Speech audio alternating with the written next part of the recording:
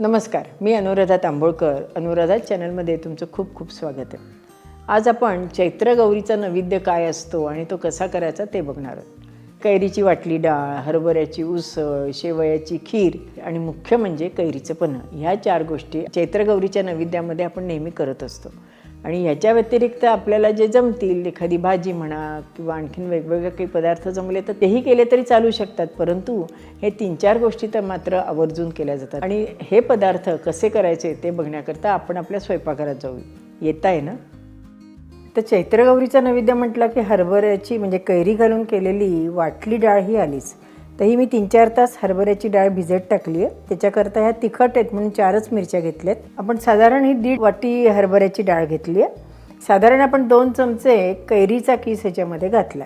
आपण आता ही डाळ, कैरी, मिरची मिक्सरवर वाटून घेऊयात. पण एक मात्र लक्षात ठेवा बरं का, अगदी पेस्ट होऊ द्यायची नाही आहे आणि पाणी अजिबात नको. आपल्याला डाळ ही अशी अरदबोबडी दिसली पाहिजे. आता हे पाही अशी छान जाडसर घेतली बरं का, अगदी बारीक नाही करायची. बऱ्याच ठिकाणी मी बघते की अगदी पेस्ट केली जाते. मग त्याच्यामुळे काय होतं, पिठूळ आपली अशी डाळीची चव येते. म्हणून नेहमी आपण ज्या वेळेला वाटली डाळ कैरीची करतो तेव्हा ती नेहमी जाडसर असायची. पूर्वी आमच्या काळी तर आम्ही खलबत्त्यात कुटत होतो बरं का. आता आपण याच्यामध्ये चवीपुरतं मीठ घालूयात. तुम्हाला जर हवी असेल ना तर आपण एकदा तशी खलबत्त्यातली पण डाळ करूयात, खूप छान लागते चवीला. त्याच्यात कोथिंबीर घालूयात. आपली कैरी आहे की नाही, त्यामुळे त्याला चव आणखीन येण्याकरता आपण थोडीशी साखर घालून घेऊयात. आता हे सगळं हलवून घेऊयात आणि वरनं मस्त खमंग फोडणी देऊयात. म्हणजे आपली वाटली डाळ तयार झाली. एक लक्षात ठेवायचं, संध्याकाळी जर आपण हळदी कुंकू करणार असू तर आपण वेळेवर वाटली डाळ करायची. आता खूप आपल्याला करायची असेल आणि आपल्याला इतकं वेळ नसेल तर मग रात्री हरभऱ्याची डाळ भिजत घालायची आणि फ्रीजमध्ये ठेवून द्यायची. आणि मुख्य म्हणजे सकाळच्या वेळेला ती अशी जाडसर वाटून त्यात कैरी, मिरची, कोथिंबीर सगळं घालून ठेवायचं आणि नंतर ती पुन्हा फ्रीजमध्ये ठेवायची. एकदा गमतीने चुकून माझ्या हातनं असं झालं होतं. तेव्हा काही फ्रीज वगैरे एवढे नव्हते म्हणजे, तर मी अशीच भिजवून रात्री ठेवली, कारण खूप लोक येणार आहे म्हणून काहीच अंदाज नव्हता. आणि मग असं सांगते की उन्हाळा असल्यामुळे त्या डाळीला इतका वास लागला की त्या डाळीचा मी उपयोगच करू शकले नाही. पुन्हा मग मला डाळ भिजत टाकावी लागली आणि कैरीची वाटली डाळ करावी लागली.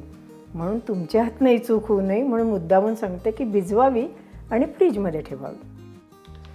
आता ही आपण मोहरी घातलेली आहे, फोडणी तयार झाली. त्याच्यात आपण हिंग आणि थोडीशी रंगापुरती हळद घालणार आहोत, म्हणजे आपल्या डाळीला रंग चांगला येईल. आणि आता ही फोडणी आपण ह्याच्यामध्ये घालून घेऊयात. तेलाचं प्रमाण म्हणजे फोडणी जरा छान घातली आहे ना, भरपूर घातली की आपल्या डाळीला चव चांगली येते. तर हे हलवून घेऊयात म्हणजे आपली डाळ तयार झाली. नैवेद्य दाखवून झाल्यावर थोडीशी चव घेऊन बघावी. आणखीन कैरी हवी असेल तर थोडीशी पाणी घालून, अगदी थोडं पाणी घालून कैरी याच्यात पुन्हा घातली तरीसुद्धा चालू शकते. आपली डाळ तयार झाली. कैरीचं जे पन्हं करणार आहोत ते आपण अगदी साध्या पद्धतीने करणार आहोत. त्याला कच्च्या कैरीचं म्हणतात. म्हणजे आपण कैरीची सालं काढून त्याचा किस करून घेतला. अगदी थोडासाच आहे, आपल्याला नैवेद्यापुरताच करायचं आहे. ह्याच्यामध्ये आपण आता वेलदोड्याची पूड, अंदाजे 4 चमचे मी साखर घालणार आहे. पन्ह्याला आपण ज्यावेळेला कैरी वापरतो तेव्हा ती आंबट नसावी. ती जर खूप आंबट असेल तर त्याच्यात खूप आपल्याला साखर घालावी लागते आणि जास्त साखर घातली की त्या पन्ह्याची चव बदलली जाते. थोडीशी पाणी घालूयात आणि हँड मिक्सीने छान वाटून घेऊयात. हे हँड मिक्सीने आपण फिरवून घेतलं आहे, अशी छान आपण एकजीव करून घेतलं आहे बरं का. त्याच्यात आपण थोडंसं आणखीन पाणी घालूयात आणि ग्लासमध्ये गाळून घेऊयात. एवढ्या ह्याच्यामध्ये म्हणजे साधारण आपलं 3-4 चमचे कैरीचा किस होता, त्याच्यात आपलं 2 ग्लास कैरीचं पन्हं तयार झालं. आता पहिल्यांदा आपण 4 चमचे साखर घातली होती, कारण कैरीचा आंबटपणा किंवा आपल्या कुटुंबामध्ये किती गोड लागतं हे त्याच्यावरही अवलंबून असतं की नाही. पण कैरी जर समजा आंबट नसेल तर आपण आपल्या आवडीप्रमाणे थोडीशी कमी जास्त साखर घालू शकतो. आता आपण शेवयाची खीर करणार आहोत. त्याच्याकरता 1 चमचाभर आपण ह्याच्यामध्ये तूप घालून घेतलं. त्याच्यात थोड्याशा आपण शेवया घालून घेतले. आता हे आपण छान परतून घेऊयात बरं का. गॅस मात्र लहान करते मी, किंवा बंद केला तरी चालतो, कारण ह्या शेवया पटकन लाल होतात आणि जर लाल झाल्या तर ती शेवई कडसर लागायची शक्यता असते. म्हणून चक्क गॅस बंद करायचा, वाटला तर पुन्हा लावायचा. ह्या ज्या सगळ्या टिप्स आहेत ना ह्या नवशिक्या ज्या आपल्या स्वयंपाकघरात किंवा पहिल्यांदा त्यांनी खीर वगैरे करायला घेतली असेल त्यांच्याकरता मी सांगते की नेहमी अशा वेळेला ना गॅस बंद केलेला केव्हाही चांगला. तर आपलं परतून झालेलं आहे. थोडंसं मी आणखीन गॅस लावून ते छान परतून घेते. शेवईचा रंग छान बदलला गेला पाहिजे बरं का. तुपामध्ये शेवई चांगली परतली गेली की आपली खीर नेहमी खमंग होते. आपली शेवई झाली. आपण याच्यामध्ये आता दूध घालूयात.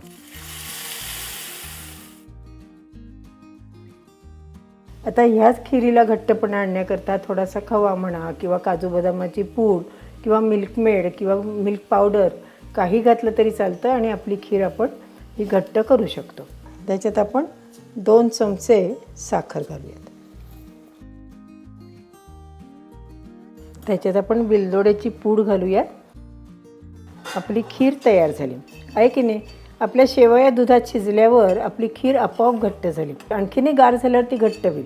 समजा जर वाढताना आपल्याला खीर फारच घट्ट वाटली तर थोडंसं गरम दूध घातलं आणि एक उकळी आणली तरीसुद्धा चालू शकते. आता ही आपली तयार झाली. मला ह्याच्यामध्ये थोडंसं दूध घालावं असं आणखीन वाटतं, मग मी ह्याच्यामध्ये आणखीन थोडंसं दूध घालते. आपण केशर चांगलं खलवून घेतलेलं आहे. आता आपण खिरीमध्ये घालून घेऊयात. खीरच ह्याच्यात घालते. केशर चांगलं खाल्लं गेलं ना की त्याचा रंगही छान येतो आणि मुख्य केशराचा सुगंध आपल्या खिरीला किंवा कुठल्याही पदार्थाला चांगला येतो, आहे की नाही. छान रंग आला. आता आपण एक केशरावर वेगळा व्हिडिओ करूयात बरं का.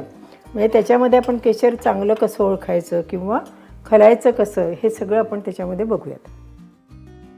आता हरभऱ्याची उसळ अगदी लागतेच बरं का. आपण ज्या वेळेला हळदी कुंकाला बायकांना बोलवतो त्यावेळेला कैरीची डाळ, कैरीचं पन्हं आणि भिजवलेल्या हरभऱ्यांनी ओटी भरतो. आणि आता आपण हरभरे भिजवून घेतले, ते उकडून घेतले, त्याची उसळ करणार आहोत. त्याच्याकरता आपण अगदी थोडंसं तेल घालणार आहोत. हरभरे साधारण एक 5-6 तास भिजवायचे आणि 3-4 शिट्ट्या देऊन छान शिजवून घ्यायचे. तेल तापलं की मोहरी घालूयात. मोहरी तडतडली की आपण त्याच्यात हळद घालूयात, लाल तिखट घालूयात आणि आपण ही हरभरे जे आहेत ते आपण त्याच्यात घालून घेऊयात. ह्याच्यात आता थोडंसं पाणी घातलं, चवीपुरतं मीठ, आपला घरचा काळा मसाला, थोडीशी कोथिंबीर आणि आपण खोबरं, कोथिंबीर, जिरे मिक्सरवर जाडसर वाटून घेतले ते आपण ह्याच्यात घालणार आहोत. खोबरं आपण भाजून काही घेतलं नाही आहे, न भाजताच आपण खोबरं घेतलं आहे.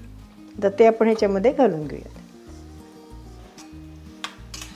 ह्याच्यात एक गुळाचा खडा घालूयात की आपली उसळसुद्धा तयार झाली.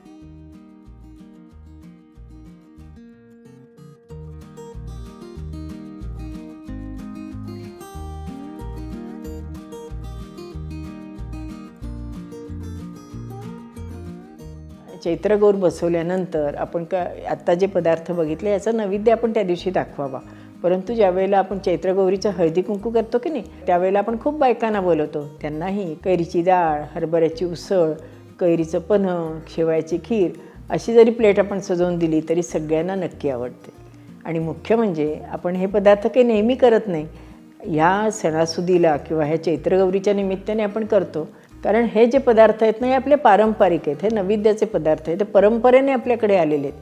त्यामुळे शक्यतो त्याच्यात इनोव्हेशन करू नये, जसे आहे तसेच पदार्थ करावे, देवालाही त्याचा नैवेद्य दाखवावा, कुटुंबानेही चांगले आनंदाने खावेत आणि हळदी कुंकालासुद्धा बायकांनाही तेच द्यावेत असं मला वाटतं.